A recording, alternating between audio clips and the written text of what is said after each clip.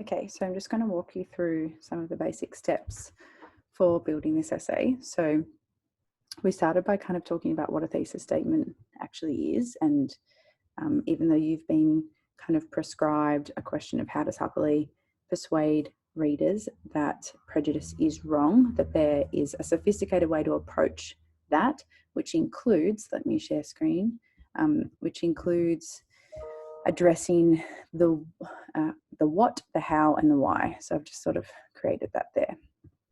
So here's some sort of leading sentences into that. So in some sentences, the most preliminary what thing, this is like the statement, the claim, prejudice is wrong.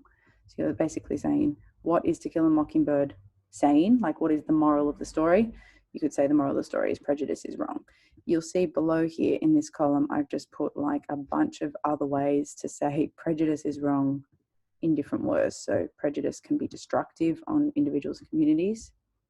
In fact, you could say prejudice is wrong as it is destructive on individuals and communities. Basically, we were trying to get to this point in which we were saying this what claim is something that is true of life and also true in the text. So it's like, you know, we believe that prejudice is wrong generally, and To Kill a Mockingbird addresses this specifically as well. There's this how element, which is how does Lee convey this message?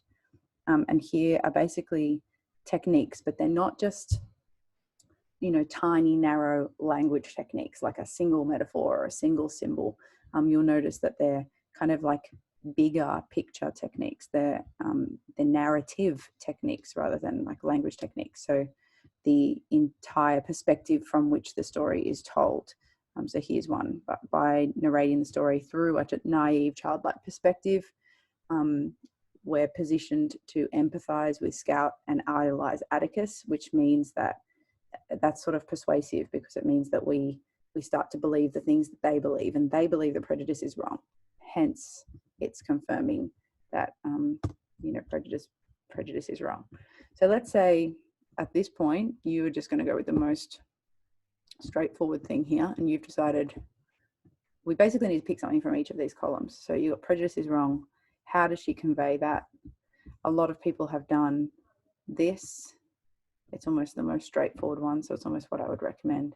So she can, the main way that she persuades readers that prejudice is wrong, how does she do that?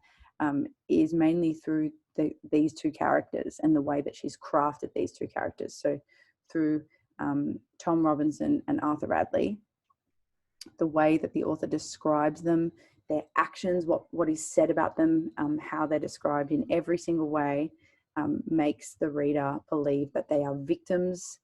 It makes us feel sorry for them. It makes us believe that a great injustice has occurred. So there's some deliberate techniques that she's using all throughout the story. Every time these characters are mentioned, there's some clever things, you know, the fact that both Tom and Boo are characters who we don't see or hear from directly for like a good like half of the novel. So it's almost like a dramatic reveal then later when we see who they really are. So we hear all this stuff about him. We hear that Tom Robinson has allegedly raped a white woman in the community. We hear that was, it's quite a violent affair. We hear that he, he's physically holding her down and restraining her, grabs her by the neck. That's all the allegations that are against her. And the chief of police in the town makes that testimony as well. And then it's a dramatic reveal when it's real, like it comes out that Tom Robinson is actually, physically disabled, like he has a crippled hand. And so there's this like glaring elephant in the room of like, how could he have physically done this? And when he takes the stand, every time it's described, like Scout herself compares his manners to Atticus's. She says, she's making this direct comparison between the hero of the story, who's her father, who's never morally stepped a foot wrong, and this guy who's, being accused of this crime. So there's definitely a sense in which that's a deliberate thing. We're supposed to feel like, oh, the description from other people about what he's like is so different from what I really see he's like. That's a deliberate thing. The same thing with Boo. So he does not, you know, he's described as this sort of monstrous figure at the beginning of the novel, and then it comes out he's described, he's got like, you know, he's quite fair, he's quite, you know, gentle and dainty in the way that he's described. So we altogether feel like there's a real difference between the rumors and the prejudiced rumors that are spread about these characters, and then when we really get to know them, they're very, very different. So that's what this is getting at. You'd basically need to break that apart. So this would be sort of like a paragraph on Tom and a paragraph on Boo, and you'd need to talk about that technique. You'd need to find specific excerpts, description of these characters, reasons why we believe that what has happened to them is really wrong.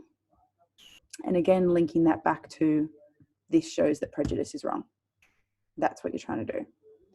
And then you want this last element of your introduction to be why, so that, and this is about elevating it just from going beyond just a close study of the text to being more of an ideas focused essay.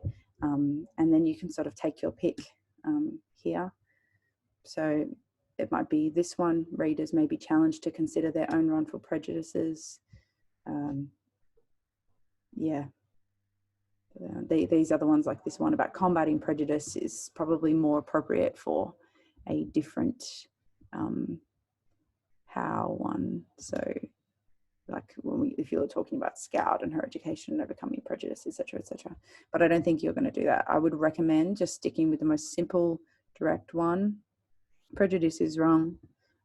We can see that because of this. We could also, I mean, yeah, primary victims of prejudice. It's like, or slash through the descriptions of destruction, the impact. So it's, yeah, through the impact that prejudice has on individuals and communities, or something like that.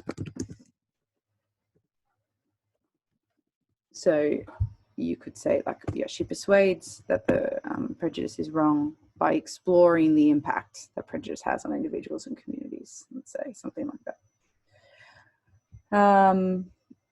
Yeah, and then tack on this so that, sure, readers.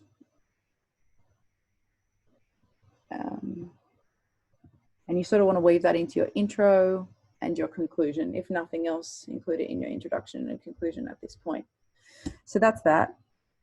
So that's the first thing to kind of nut out. I think from here, you basically, by putting this in full sentences, and you really can't use this word for word, these ones, don't use this word for word, but you basically want to kind of put in these ideas. That's probably going to be like between 2 and 4 sentences, and that's like your whole introduction. You probably say, in To Kill a Mockingbird, 1960, Harper Lee persuades readers that prejudice is wrong by, or you might go full stop, or you might go so that readers. You can do it in any kind of order that you want, but you need to have each 3 of these elements there. That's the first thing you're going to do, is basically just write that introduction, just a simple, straightforward, you know what you're going to argue. And then you need to come up with topic sentences. So your topic sentences should be a reiteration of the thesis, but just the thesis applying to one character if you go down this path. So it would be, prejudice is shown to be wrong through Tom Robinson and the impacts of prejudice on Tom Robinson, something like that. Then body paragraph 2 is going to be, prejudice is shown to be wrong through Boo Radley. And as much as possible, you want to give Harper Lee credit for everything. So you want to be, you know, saying Harper Lee does this. So every time you have a sentence that says, every time you have a sentence that's basically saying this happens, you want to flip it around to say Harper Lee, you know, and give an action verb that shows like how she's crafting it to be that way. So it doesn't just happen. This is a novel. This isn't a documentary. This isn't, you know, just a reality TV show where things just happen and we can't explain them.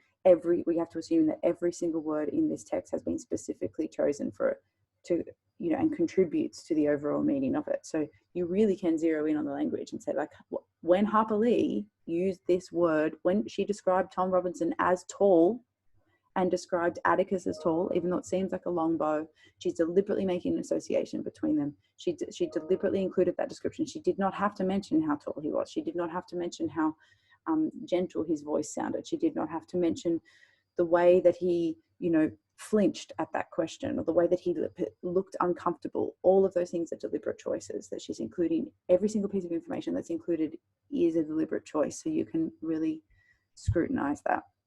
Okay, I'm also going to share with you basically a paragraph structure scaffold, and you have access to the key excerpts document, which has some quotes there that you can use as well.